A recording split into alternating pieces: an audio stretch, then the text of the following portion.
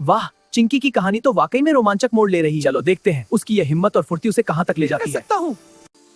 धन्यवाद छोटे जुगनू, तुम्हारी रोशनी मेरी मदद कर रही थी। अब तुम जा सकते हो। उसके नन्हे दिल में डर के साथ साथ एक नई उम्मीद की किरण भी जगी थी। अगली सुबह सूरज की पहली किरण के साथ ही चिंकी अपनी यात्रा पर निकल पड़ा।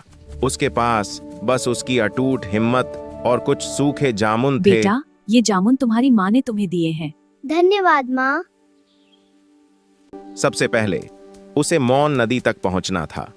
रास्ते में उसे एक बूढ़ा और समझदार उल्लू मिला। नमस्ते, आप कौन है? मैं बुद्धिराज हूँ, जंगल बजदार उल्लू। मुझे रास्ता खो गया है। डरो मत, मैं तुम्हें सही रास्ता बताऊंगा। चिंकी, मौन नदी के भंवरों से बचने के लिए तुम्हें चांदनी रात का इंतजार करना होगा। लेकिन बूढ़ी राज, मैं कितनी उत्सुक हूँ। चांदनी रात में रास्ता साफ हो जाएगा। क्योंकि उस वक्त भंवर शांत हो जाते हैं और नदी की सतह पर चांद की सीढ़ी बनती है जिस पर चलकर वो पार कर सकता है। चिंकी ने धैर्य रखा और अगले दिन रात होने का इंतजार किया। जब चांद अपनी पूरी रोशनी के साथ आसमान में चमका तो सचमुच मौन नदी पर एक अद्भुत चमकीली राह बन गई। चिंकी ने अपनी पूंछ उठाई और एक गहरी सांस लेकर उस जादुई सीढ़ी पर कदम रखा। उसने देखा कि नदी के नीचे कुछ रहस्यमयी जलपरी जैसी परछाइयां उसे देख रही थीं, पर बुद्धिराज की बात मानकर उसने उनकी तरफ ध्यान नहीं दिया और बस आगे बढ़ता गया। नदी पार करने के बाद चिंकी फुसफुसाते पहाड़ों के पास पहुंचा।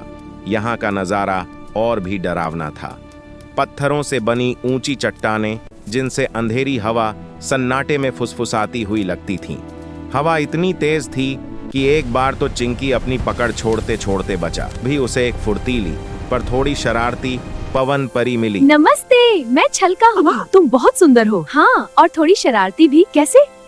चलका, ये अंधेरी हवा हमें रास्ता क्यों नहीं दे रही? चिंकी, अंधेरी हवा सिर्फ उन्हीं को रास्ता देती है जिनके इरादे नेक हों और जो डरते नहीं। मेरे इरादे तो नेक हैं। मेरे साथ चलो, हम मिलकर पार करेंगे। जब हवाएं तुम्हें रास्ता न दें, तो इसे अपने साथ कसकर पकड़ लेना और अपने सच्चे इरादे याद करना।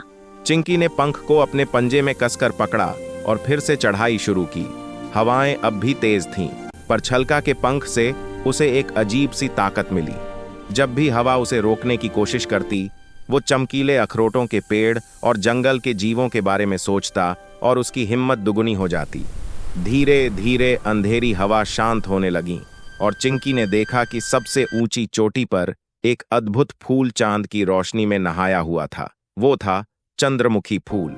उसकी पंखुड़ियां हल्की नीली और बैंगनी रंग की थीं और उससे एक मीठी खुशबू आ रही थी। क्या चिंकी चंद्रमुखी फूल का अमृत लेने में सफल होगा? और क्या वो इसे लेकर सही सलामत वापस जंगल पहुंच पाएगा जहां चमकीले अखरोटों का पेड़ उसका इंतजार कर रहा है? यह जानने के लिए इंतजार कीजिए अगली कड़ी का। अगर आपको ऐसी कहानियां पसंद हैं तो चैनल को सब्सक्राइब करें, लाइक, कमेंट, शेयर।